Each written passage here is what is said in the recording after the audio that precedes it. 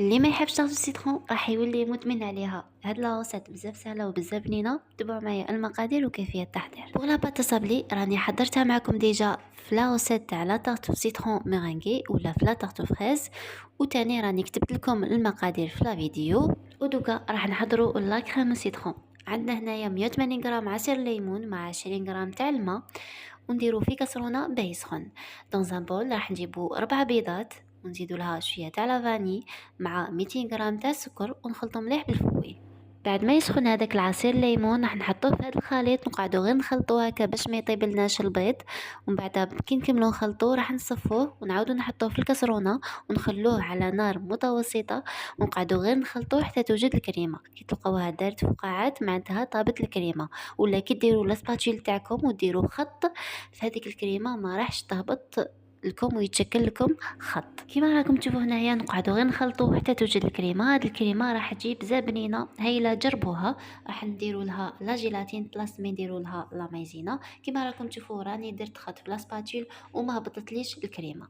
شوفوا بعد ما وجدت لي الكريمه راح نديرو لها 4 غرام تاع لا جيلاتين اللي كنت اذا غطيتها في شويه تاع الماء حطيتها في 40 غرام تاع الماء. شوفوا نخلطو مليح حتى تذوب هذيك لا جيلاتين وتتجانس مع الكريمه. ابخي راح نحطو 80 غرام تاع الزبده لازم تكون طريه، ونخلط مليح تاني حتى تذوب الزبده. ودوكا راح نحطو الكريمه تاعنا في سنيوه تكون دائريه ولا في اناسير اللي يكون قطره على حساب الفون دو طارت تاعكم، ونغلفوها بابي سيلوفان ونخلوها في المجمد حتى تبرد مليح.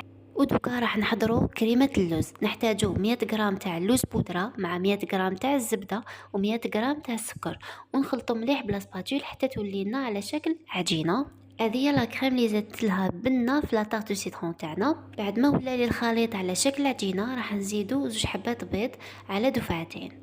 كما شفتوا في اول فيديو حطيت الفون دو طارت تاعي طيب في الفرن. كي تشوفوها باللي طابت وحمارت شويه تخرجوها. ابغي تكونوا حضرتوا هاد لا كريم داموند. راح تحطوا هذيك لا كريم فوق هذيك لا بات وتعاودوا تدخلوها للفرن تكمل طيابها. مام هذيك لا كريم داموند راح طيب وتنشف وتحمر. ما راحش تطول لكم كاع في الفرن كاش 15 مينوت 20 مينوت با بليس.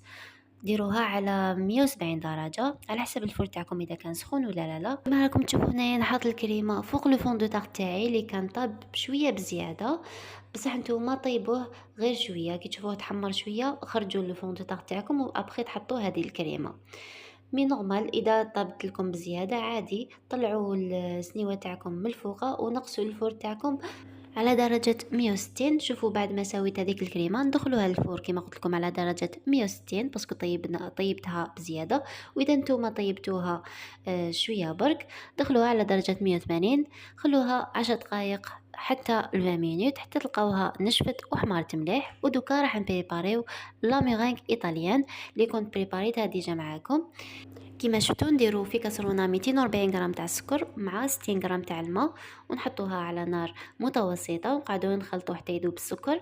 ابخي نخلوها تغلي حتى تلحق درجه 121. ولا كي تلقاوها دارت فقاعات بزاف معناتها يعني بدا يغلي بزاف ودار فقاعات معناتها راهو واجد الخليط. ودوكا نطلعوه. كيما شفتوا طلعت 4 بياض بيض ودرت له قرصه تاع الملح. نقعد نخلط الباتور ونزيد هذاك السيرو غير بالعقل حتى توجد لا ميرينغ تاعنا. كي نكمل نحط هذاك السيرو نقعد غير نخلط بالباتر حتى البول تاعكم يبرد شويه حتى لا ميرينغ تبرد شويه. كما راكم تشوفوا هنايا زدت لها شويه تاع لافاني مع شويه تاع لوزاز دو سيترون هكا باش ما تريحلناش لا ميرينغ تاعنا بريحه تاع البيض. سي بون لا ميرينغ راهي واجده. كما راكم تشوفوا هنايا لا كريم سيترون تاعي بردت وحكمت روحها. راح نحطوها فوق لا كريم داموند اللي طابت وحمرت مليح. كما شفتوا لازم تحطوها غير بالعقل هكا باش ما تدقدق لكمش هذيك الكريمه. ودوكا راح نبوشي هذيك لا ميرينغ فوق هذيك الكريمه. زينوها كيما راكم حابين. كي تكملوا تحطوا هذيك لا ميرينغ حمروها من الاحسن بالشاليمو ولا ما كانش متوفر عندكم شعلوا الفور مسبقا هكا باش يكون سخون مليح. شعلوه من الفوق وخلوها تتحمر. شوفوا كي راني نحمرها مليح بالشاليمو. ابخي راح ندخلوها للفريجيدار تبرد حوالي ساعتين وقدموها. وهذه هي لاطاغ تاعنا، ان شاء الله تكون عجبتكم. راح تجي بزاف بنينه وراح تجي منعشه، وهذيك لا كريم داموند راح يجي معسل.